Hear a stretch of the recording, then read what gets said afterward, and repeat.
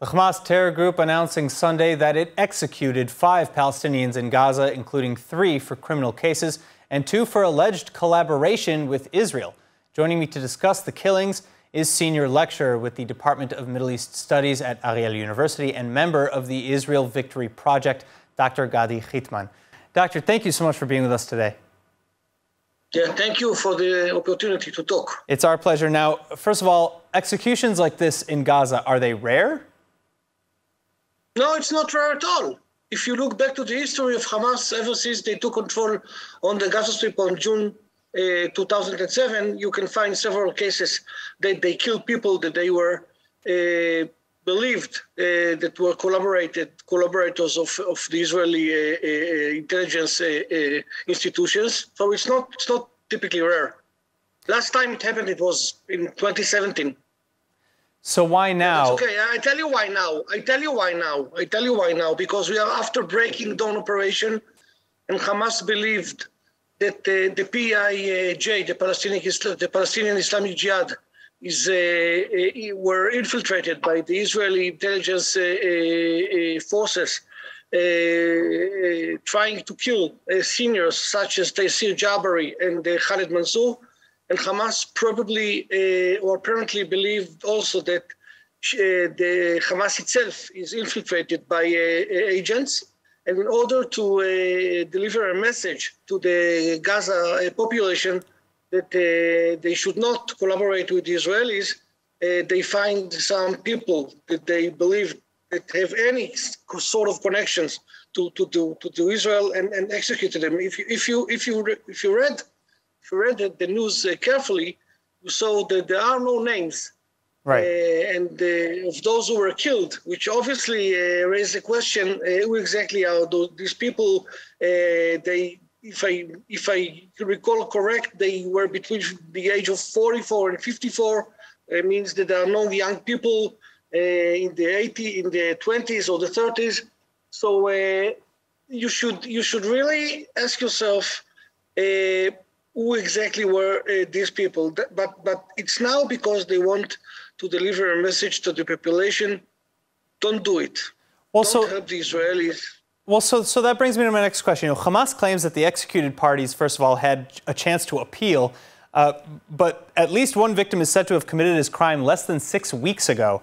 So what is the judicial process in Gaza like? Is it a farce, or is it maybe just happens to be that efficient?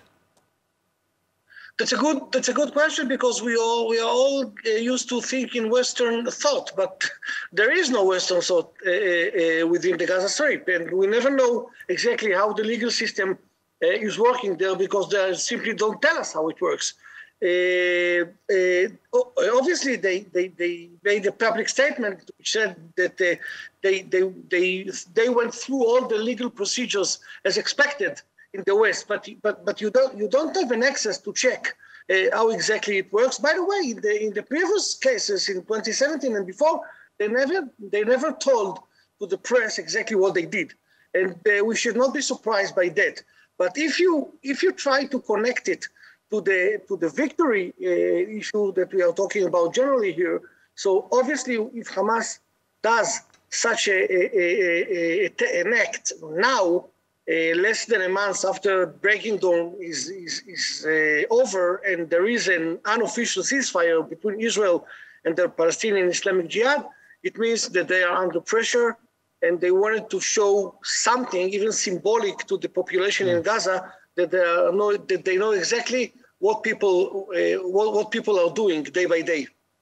All right. So again, if we go back to these so-called apparent collaborators. One of them was assumed to have supplied information on Hamas in 1991 and the other in 2001. based on their ages and some of the names that have come out in social media, for example, in Abu Ali Express on the blog, is there any way to verify these claims? No, you can verify. First of all, in 1991, Israel was the dominant power in the Gaza Strip. So and Hamas was at that time simply a terror or social organization. So if you take it one step further to the future, They took control on the Gaza Strip at 2007, so it's now more than 15 years. So if you knew by then that this person did collaborate with the Israelis, why waiting 15 years? So the allegations are, as you said previously, are pretty much a farce. But it's not really important. What important is why now. And why now is because they want to deter the people from collaborating with the Israelis, and they choose to do it, and not, for example, to fire a mortar or bombarding Israel, because they don't want a military clash now with the Israelis. All right, so leaving these particular executions aside for a moment, we do know historically that Israel has used informants in the Gaza Strip. What does Israel do to protect these informants in the case of their capture? Oh, many things. Israel is doing many things for many years, which we cannot share with our viewers from censorship limitations.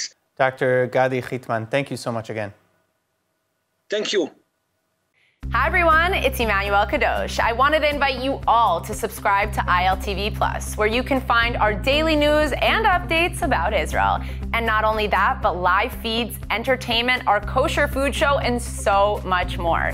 Needless to say, your subscription to ILTV Plus helps us grow and create more content while also supporting the state of Israel. Our app is available on all platforms and devices, so I'll see you guys there.